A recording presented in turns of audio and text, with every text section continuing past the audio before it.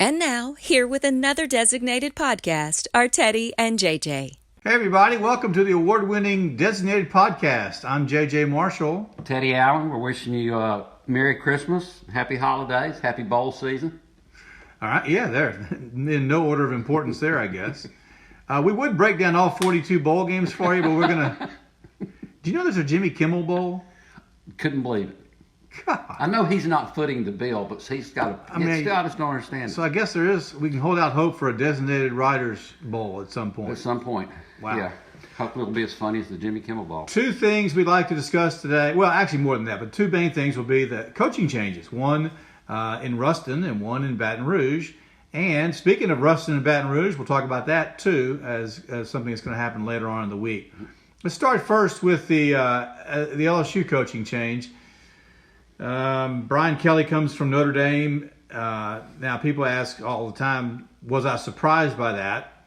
Yeah, I was surprised by that. Brian Kelly's, there's always been overtures about him leaving Notre Dame.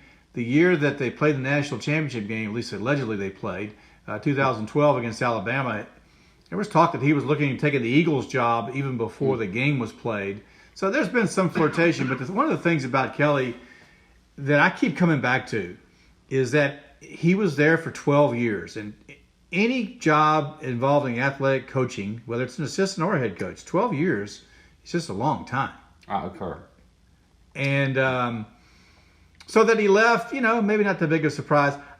There are a couple of things that I wrote in Designated Writers about the whole thing. And the biggest one is I don't think he's a fit. Now, what you got to decide if you're an LSU fan or don't like LSU is, does that matter? It may not matter. It may not. So what? He's not a fit. People say, well, Saban wasn't a fit. Well, he became a fit.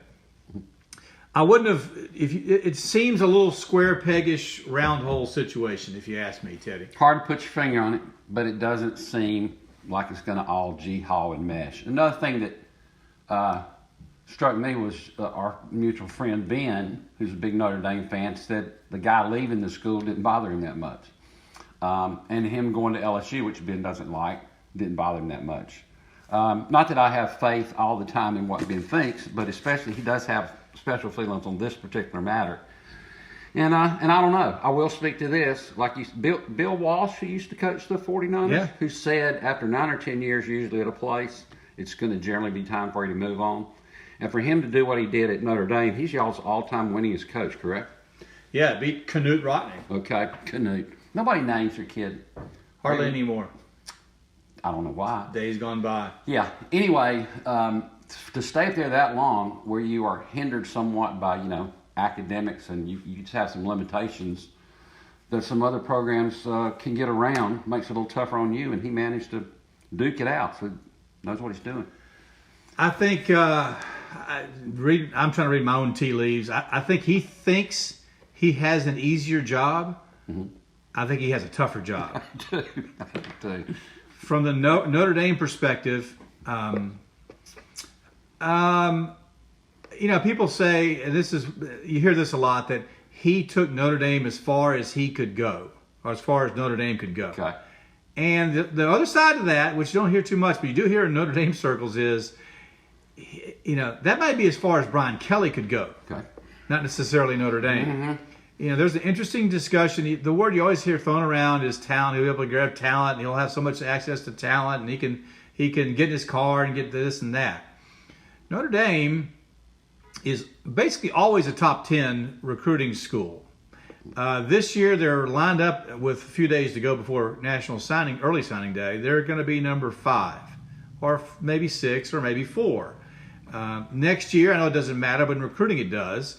Next year, they're already lined up at like number 2 or 3, and their head coach is considered to be, if he's not the best recruiter in college football, he's the guy that recruited all those kids at Cincinnati. Mm-hmm. If he's not the best recruiter in college football, it doesn't take long to call roll, as Bum Phillips said, and so on.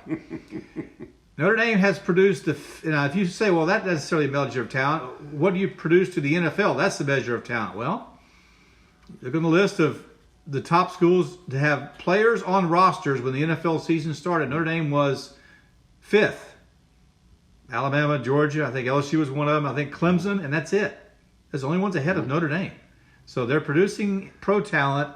They're getting high school talent. I'm not sure talent is really as big an excuse as some people would make you think, or that the Brian Kelly people think, well, he'll have access to more talent and therefore he can do this or that. At LSU. I just think it's this. I think he was ready for a new challenge. Fine with me. Lincoln Riley, same deal. Fine. I mean, yeah, the dollar signs make a difference. I'll give you that. I just think he was ready for a new challenge. And I can understand that. And players move, and this happens all the time at bowl season, coaches leaving and wanting to do something different. I think he will get better players at LSU, but you mentioned that maybe he's gone as far as Brian Kelly can go. If Nick Saban tomorrow were to be announced as the head coach at Notre Dame, if we could go back a week, and he's going to bring these coordinators that he always seems to find because they're always leaving him and he gets more good ones, I think, would your expectations for what Notre Dame could do go up? Probably so. Okay, yeah. so maybe that's as far as Brian Kelly could go. I mean, that's how I illustrate what you thought in my mind. I hadn't thought about that, but I occur. He's a really good coach. Notre Dame was in definite need of rebuilding when he got there in 2010. It was a mess.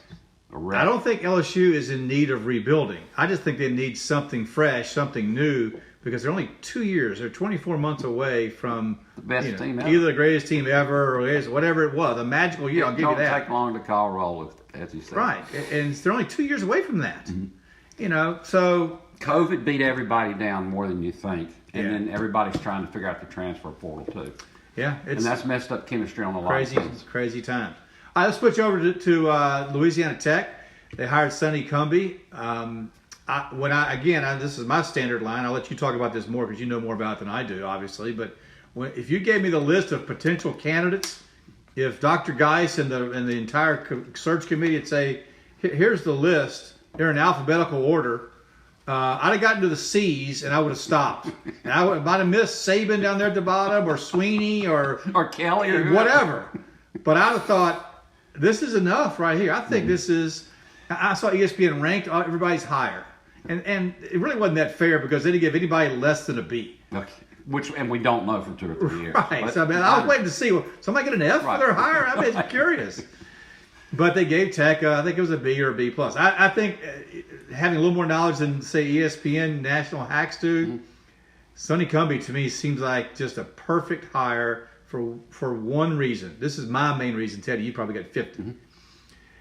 Tech needs quarterback stability.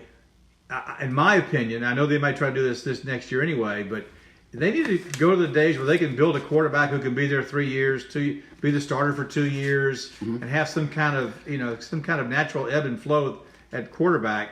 And Sonny Cumbie was a great quarterback at Texas Tech, and that long line of guys they had coming in there right and left. And has been at TCU and at Texas Tech and done a really good job working with quarterbacks there as well. He was 1-3 as an interim coach for Texas Tech this year, but I think the 3 were to all teams that he was pretty much overmatched against. I think it's, by the way, stunned that he's 40 years old. I would have thought he's about 28. It seemed like it was yesterday he was playing quarterback for him. Right, and leading the nation. Yeah. And he walked on and stuck it out. Yeah. You don't see that very often. I don't know him yet, and the day that he was introduced, I didn't go over there with all those people. But everything I read, and the Texas Tech people that are friends of ours, they immediately called and said he's a better dude than he is a coach, and he's a great coach. So that made me feel good. And every time I've heard him speak to any media or on radio or whatever, he's been wonderful. You remember a couple years ago when TCU was behind 31 egg in the Valero Bowl or whatever like that, and they came back? He was the guy called in plays. Of course, he must have not called him so good the first half, like egg, but they scored enough to beat him the second. Since he's played the position and played it so well, and his mindset must have been, I'm going to stick it out till I get my chance, and he did. That's great. And what Tech's had at quarterback the last 9 years is they had terrible quarterbacks the first year that Skip Holtz got there because the Sonny Dykes era ended. They'd scored 52 points a game the year before, and everybody was gone, 28 seniors. So they duked it out with Ryan Higgins as a freshman. Then they brought in, this is where the parade started. Yeah. Cody Sokol, then Jeff Driscoll, then Higgins. They developed him. So Sokol was Iowa. Yes. And then Driscoll was from Florida. Yeah. And they won 9 games both those years, and they won 9 the next with Higgins as a senior. Right. So they had developed him. Back, right. Then they started Jamar, sophomore junior, senior. And again, went and won bowls all those years. And then last year they brought in Luke Anthony, and this year they brought in another guy who got hurt. So Austin Kendall, who I always wanted to call Kendall Austin, and often did. Anyway, so the guys they had there, two of them had just transferred and left, Allen and J.D. Head. Apparently, they weren't developed. And if I had to guess in my head, I would say, okay, this new coach came in and sat him down and said, I've looked at film and it ain't going to happen. So I'm just telling you now, in case y'all want to stay, we're going to work with you. But I've got to get another guy next year, is my guess. Especially after I saw him transfer, within 2 days, or enter the transfer portal within 2 days of each other. So if I'm a young quarterback, I'm pretty excited about going here. They've had. Didn't you kind of get the feeling after a while when you had a transfer in there every year that's going to blow up at some point? Yeah, exactly. And it did. Yeah. And nobody was really in the wings. It was tough. Coach Holtz and a lot of guys on that staff were friends of mine. I mean, some a lot closer than others. So I'm happy for the two that were retained. I wish they would have given him another year as a grown friend. But if you're there every day at the program the last year, there was a feeling that it had jumped the tracks, and you just don't know if he's going to able to get it back on. Yeah. But he was a stand-up guy and was working with a lot of limitations too as far as budgets go. And then last year they ended up having to play BYU and TCU because of the virus that was on the schedule. And this year I wonder what would have happened if they hadn't lost the 20-point lead at Mississippi State. And then two weeks later, the Hail Mary. Yeah. And then you walk off the field. I don't know how many kids would have consciously thought this, but how many of them thinking that's affecting me?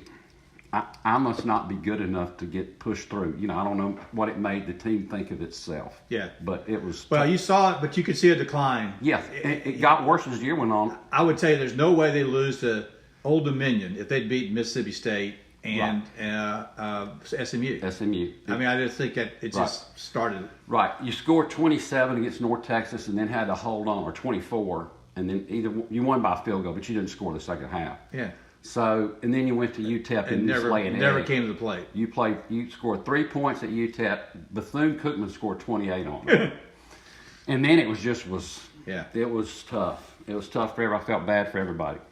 And when they beat Charlotte, and Allen had a real good game quarterbacking, and each one of the three quarterbacks won a game. Each one of the three games, and they scored more than 30 points when they did. I was so happy for everybody that they actually won a game, and then it was just 2 more eggs to end the season. And tough deal. But everybody's pretty fired up, and this young coach I appreciate him because you look at him and say, okay, he quit worrying about his hair when he was 16. Like you. He does not own a brush, comb. Nobody cares. Right. Let's just get out there and see if we can win a game, do what we're supposed to do. A lot of joy, a lot of energy. And his defensive coach hire, who's a defense coordinator at SFA, they played him either this year or last year, and they beat him 20-something to 20-something. And Coach Sonny said, I witnessed it with my own eyes, how good they were and how much trouble they gave us. That's a guy I want coaching on my. So, so he's egoless in that way. I'm going to get the guy that almost beat me and help me. So anyway, he'll be calling plays and all that kind of stuff. All right, well, speaking of Tech and speaking of LSU, conveniently enough, we switch sports, and they'll be playing each other at the SAC, which I just love. I take a little bit of credit for it. But they'll be playing 6 o'clock on Saturday night after the Independence Bowl, which is 2:30 at the I on Saturday afternoon. So it's a big day for sports in Shrevesburg on Saturday. The Tech LSU game is interesting. Tech, which just polished off ULL in a game at home a little while ago. LSU going into their game with Georgia Tech is undefeated, one of 8, I think, in the country. And this is a game, correct me if I'm wrong, that was going to be played last year. Mm-hmm. It was a tornado relief game, right? Yes, it sure was. And then it's been transformed into this, which I think is fantastic. It's awesome. And I do give y'all some credit for the SAC because I was listening to their show, Sports Talk. That's on 11:30 a.m. at the Tiger, isn't it? 5 o'clock weekdays. And when y'all promoted the discussion, what can we call it? People started texting in. I think one guy texted in the sack, and we just immediately wanted to send him chocolates. Because we wanted to call it the paper bag, and no, but that's too long. Yeah, it's the Brookshires Arena, by the way. But that game's going to start at 2:30. Tech does not have another game until Saturday when they play LSU. They're 7-2. Got beat by a hot shooting Alabama team, which is so good. Alabama's that good. was the first game of the season, and then they got beat at NC State. Their little all-defensive league guard Kobe Williams got in foul trouble real early, and that kind of put them behind the 8 ball. I think they got beat by 7 or 8 out there. But in the ULL game today, their best player Kenny Loft was on the bench for all but 7 minutes of the first half. They were 0 of 13 from beyond the arc, so they're down 3 at the half. But then Kenny comes back, and they come back to beat them by about 10 today. Kenny Loft, if you haven't seen him play, number 2, is a real fun player. Yeah. He's chubby. He's got baby fat. His name's Junior. You look at him, you say, well, he should be playing first base on our church softball team. Then he'll do something with these. He's got these kung fu hands. He's got like ballerina feet. And he makes you think you could do something like that, but you can't just because he looks pudgy. And he's got so many moves around the basket. He's a lot of good players around them. They've got a lot of experience, and they got a couple of new guys. One who was all SLC last year down at Incarnate Word, really good 3-point shooter, named Kristen Willis. And it's a fun team and a funny team, a humorous team. They all get along, and they got a kid from Huntington too. Yeah, Kenny Hunter, who's now 6'10", allegedly. He was about 6'8" when he was at Huntington. Yeah, 6'10" now, 235. You would call him high pockets. He's got some really long legs. But Tech's a fun team to watch. LSU, a little bit differently, they've been very defensive-minded so far, which is kind of unlike they have been in the past. Will Wade's done a great job of assimilating another roster. They lost a bunch of stuff, but they still got days who can fill it up. But LSU will be surprised. There's been a lot of turnover, but also kind of some coaching turnover in philosophy of what they do and how they do it. They'll really get after you defensively more than they have in the past. Should be a fun game. A lot of great place to have it in South Bossier, and you should have plenty of Tech fans and LSU fans, and maybe some I-Bowl straggling fans who watch the first half of the I-Bowl and make their way into that. I-Bowl, by the way, is BYU and UAB. You saw UAB this year? Tech played in that new stadium that they have in Birmingham that's owned by the town. So they weren't in the Gray Lady anymore. And, I'm trying to think of how Tech lost that game. But it was they all run together. I'm telling you, if it wasn't a special teams snafu, it was a turnover. I saw them one time get penalized 4 times in the game, just 4. But every one of them was just a backbreaker. Next week they have 11 against Charlotte, win the game. It was like that all year. There's no rhyme or reason. UAB's a physical team, and they've got a really good back, and they're good. And BYU's comes in the number 13 team in the country, which is the highest rank they've ever for an I-Bowl team, which I didn't realize. Seemed like I thought somebody had been higher than that before, but not. LSU was 15, I think, in 1997. So it'll be a great day on Saturday, and we appreciate you listening to the Designated Podcast, and we hope to talk to you again soon. Thanks. Merry Christmas. Play.